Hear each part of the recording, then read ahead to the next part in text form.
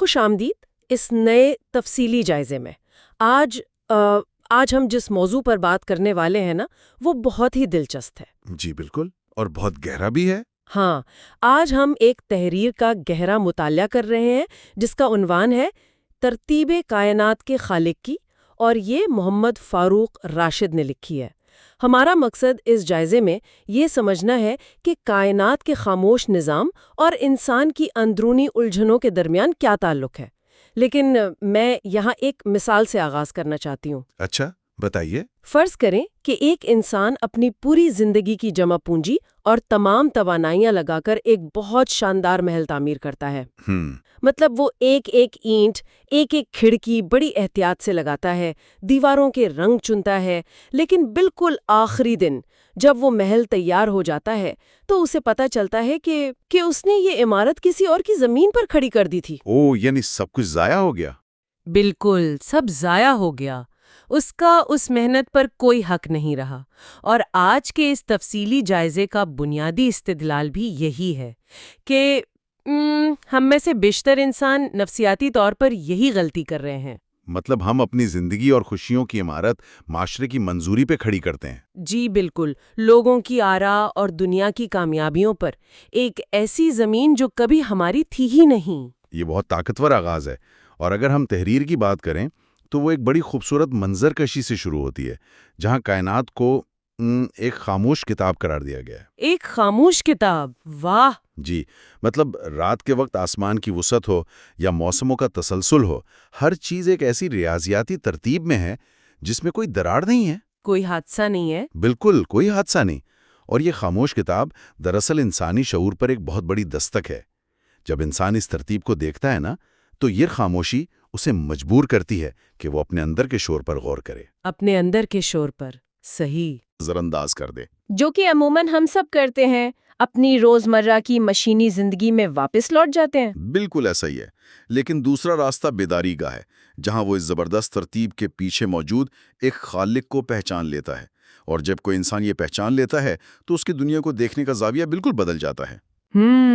اس کی ترجیحات بدل جاتی ہیں۔ جی، وہ جان لیتا ہے کہ اگر کائنات میں ایک ایٹم سے لے کر گیلیکسیوں تک کچھ بھی بے مقصد نہیں ہے، تو پھر انسان کی زندگی کیسے بے مقصد ہو سکتی ہے؟ چیزیں کیوں ہیں؟ مطلب ہم کائنات کی اس ترتیب کو نظر انداز کر کے اپنی زندگی کی منظوری دوسرے انسانوں سے کیوں مانگتے ہیں؟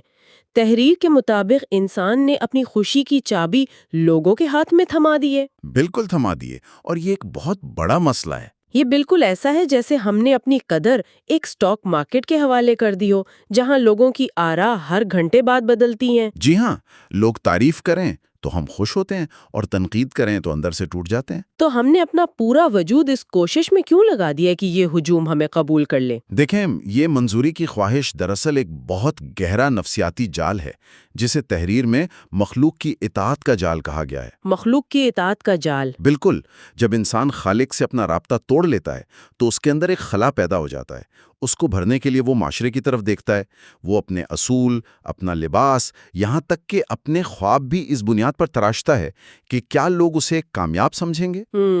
کیا وہ معاشرے میں مقبول ہوگا؟ جی، اور یہ رویہ انسان کو اندر سے کھوکھلا کر دیتا ہے، کیونکہ وہ وقت سینکڑوں لوگوں کو خوش کرنے کی کوشش کر رہا ہوتا ہے، جو کہ ناممکن ہے۔ وہ اپنی اصل پہچان کھو کر محض ایک کردار بن جاتا ہے۔ لیکن ایک منٹ، میں یہاں تھوڑا سا رکنا چاہتی ہوں۔ جی بتائیے۔ کیا یہ منظوری کی خواہش صرف ایک کمزوری ہے، یا اس کے پیچھے کوئی ٹھوس وجہ بھی ہے؟ مطلب اگر ہم انسانی تاریخ اور ارتقائی نفسیات کو دیکھیں تو معاشرے کے ساتھ چلنا ایک بنیادی حیاتیاتی ضرورت رہی ہے۔ ہزاروں سال پہلے اگر قبیلہ آپ کو مسترد کر دیتا تو اس کا مطلب موت تھا۔ تو کیا لوگوں کی بات ماننا ہماری بقا کا حصہ نہیں ہے؟ اگر ہم اس دباؤ کو بالکل رد کر دیں تو کیا ہم اکیلے نہیں رہ جائیں گے؟ یہ ایک بہت اہم اور گہرا اعتراض ہے۔ قبیلے کے ساتھ مل کر کام کرنا یقیناً انسانی بقا کے لیے ضروری ہے، لیکن تحریر جس چیز پر تنقید کر رہی ہے وہ معاشرتی تعاون نہیں ہے، بلکہ وہ روحانی اور اخلاقی غلامی ہے۔ اچھا، روحانی غلامی۔ بقا کے لیے مل کر رہنا ایک چیز ہے، لیکن اپنی اندرونی قدر اور اپنے ضمیر کے فیصلے ہجوم کے حوالے کر دینا بالکل الگ بات ہے۔ صحیح۔ جب انسان ہجوم کو خوش کرنے کی کوشش کرتا ہے تو وہ اپنے اصولوں کا سودا کرتا ہے۔ تحریر یہ واضح کرتی ہے کہ اصل کامیابی خالق کو راضی کرنے میں ہے، کیونکہ خالق کا پیمانہ ایک ہے اور مستقل ہے۔ اور وہ نیت کو جانتا ہے۔ بالکل، جب انسان خالق سے جڑتا ہے تو اسے اس بات کی پرواہ نہیں رہتی کہ ہجوم کیا سوچتا ہے۔ اگر خالق راضی ہے تو ہجوم کی ناراضگی کوئی نقصان نہیں پہنچا سکتی۔ یہاں بات واقعی بہت دلچسپ ہو جاتی ہے، کیونکہ اب ہم ایک بہت بڑے تضاد کی طرف بڑھ رہے ہیں۔ وہ کیسے؟ دیکھیں، ایک طرف ہم یہ استدلال کر رہے ہیں کہ انسان لوگوں کو خوش کرنے کی غلامی سے خود کو آزاد کرے، لیکن دوسری طرف ہم کہہ رہے ہیں کہ وہ خالق کی مکمل اطاعت شروع کر دے۔ جی، تو سوال یہ پیدا ہوتا ہے کہ کیا ایک کی غلامی چھوڑ کر دوسرے کی اطاعت قبول کر لینا آزادی کا راستہ ہے؟ عام طور پر تو اطاعت اور پابندی کو آزادی کی ضد سمجھا جاتا ہے، بالکل ایسا ہی لگتا ہے بظاہر۔ لیکن تحریر کا دعویٰ ہے کہ خالق کی اطاعت ہی حقیقی آزادی ہے۔ اسے سمجھنے کے لیے میں ایک تمثیل کا سہارا لیتی ہوں، جی ضرور۔ جیسے کشش ثقل یا گریوٹی کے اصول ہیں۔ ایک ماہر انجینئر جو ایک بہت اونچی عمارت بنانا چاہتا ہے، وہ فزکس کے اصولوں کی سختی سے اطاعت کرتا ہے۔ بالکل، وہ اس کے خلاف نہیں جا سکتا۔ ہاں، وہ ان اصولوں کے سامنے سر تسلیم خم کرتا ہے، اور حیرت کی بات یہ ہے کہ اس سخت اطاعت کی وجہ ہی سے اسے یہ آزادی ملتی ہے کہ وہ ایک ایسی شاندار عمارت بنائے جو گرے نہیں۔ واہ! اگر وہ بغاوت کرے گا تو اس کی عمارت لمحوں میں گر جائے گی۔ تو کیا ہم اسے اس طرح دیکھ سکتے ہیں کہ خالق کی اطاعت دراصل وہ انجینئرنگ ہے جو انسان کو دنیا کے دباؤ کے خلاف کھڑے ہونے کی آزادی دیتی ہے؟ یہاں جو بات سب سے زیادہ حیران کن ہے وہ یہ ہے کہ آپ کی یہ تمثیل بالکل نشانے پر لگی ہے۔ اچھا، اطاعت اور آزادی بظاہر متضاد لگتے ہیں، لیکن یہ ایک ہی سکے کے دو رخ ہیں۔ جب انسان خالق کے اصولوں کی اطاعت کرتا ہے تو وہ دراصل اپنے ذہن کو ہزاروں چھوٹے خداؤں سے آزاد کروا لیتا ہے۔ ہزاروں چھوٹے خداؤں سے مراد وہی معاشرتی دباؤ ہے؟ جی بالکل، وہی لوگ کیا کہیں گے اور سٹیٹس سمبل والے خدشات۔ ذرا اس انسان کا تصور کریں جسے یہ خوف ہی نہ ہو کہ لوگ اس کے بارے میں کیا سوچ رہے ہیں۔ جسے روز ثابت نہ کرنا پڑے کہ وہ کامیاب ہے۔ بالکل، جب وہ یہ مان لیتا ہے کہ اسے صرف ایک حتمی مرکز کو جواب دینا ہے تو اس کے دماغ سے بہت بڑا بوجھ اتر جاتا ہے۔ یہ اطاعت اسے محدود نہیں کرتی بلکہ ان غیر مرئی زنجیروں سے آزاد کر دیتی ہے جنہوں نے اس کے سکون کو جکڑا ہوا تھا۔ یہ اندرونی آزادی کا تصور واقعی بہت متاثر کن ہے، لیکن اگر ہم ذرا سا پیچھے ہٹ کر دیکھیں تو ایک سوال ذہن میں آتا ہے۔ جی پوچھیے۔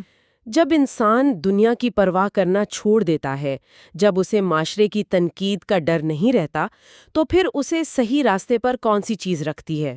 مطلب دنیا میں اکثر لوگ تو جرائم یا دھوکہ دہی سے اس لیے باز رہتے ہیں کیونکہ انہیں بدنامی کا ڈر ہوتا ہے۔ اگر وہ بیرونی دباؤ ختم ہو جائے تو کیا انسان خود غرضی کی طرف نہیں جائے گا؟ وہ اپنا حساب کیسے کرے گا؟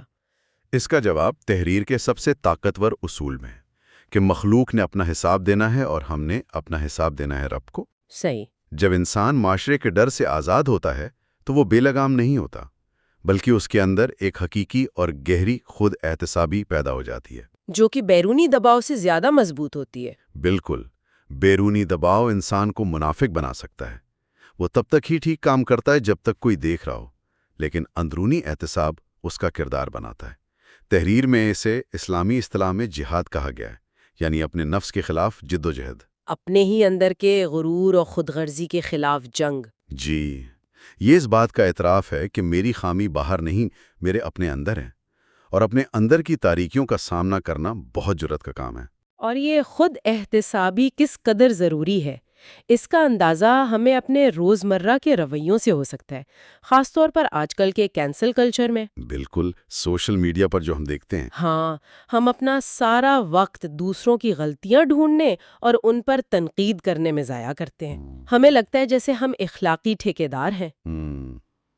لیکن تحریر کا یہ جملہ کہ حتمی احتساب کے دن ہم سے کسی اور کے اعمال کے بارے میں نہیں پوچھا جائے گا، یہ ایک عجیب سی راحت دیتا ہے۔ یہ ایک بہت گہرا نفسیاتی طریقہ کار ہے۔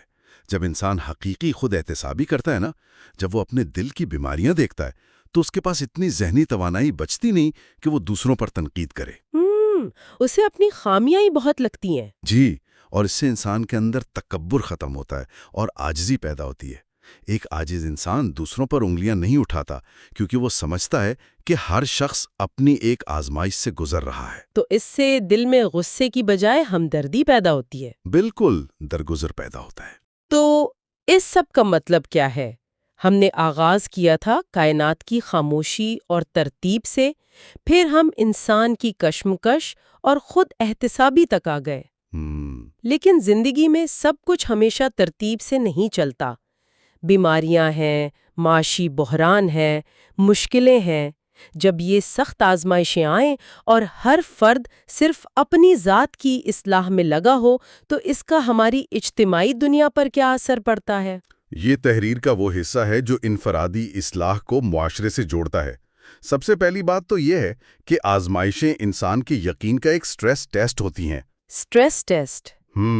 جی۔ مشکل وقت میں انسان کا اصل چہرہ سامنے آتا ہے۔ جس کا سکون معاشرے سے جڑا ہو وہ مشکل میں مایوس ہوتا ہے یا شکوہ کرتا ہے، لیکن جو خالق سے جڑا ہو وہ جانتا ہے کہ اس مشکل کے پیچھے بھی کوئی حکمت ہے۔ اور جب معاشر میں ایسے مضبوط افراد کی تعداد بڑھتی ہے تو اس کا مجموعی اثر کیا ہوتا ہے؟ وہیں سے ایک بہترین معاشرے کی بنیاد پڑتی ہے۔ ذرا تصور کریں ایک ایسے معاشرے کا جہاں ہر شخص یہ مانے کہ اس کا کام دوسروں سے پہلے اپنی اصلاح ہے۔ واہ، پھر تو حسد اور نفرت جیسی بیماریاں خود ہی ختم ہو جائیں گی۔ بالکل۔ جب آپ کسی کی کامیابی سے جل نہیں رہے تو حسد کیسا؟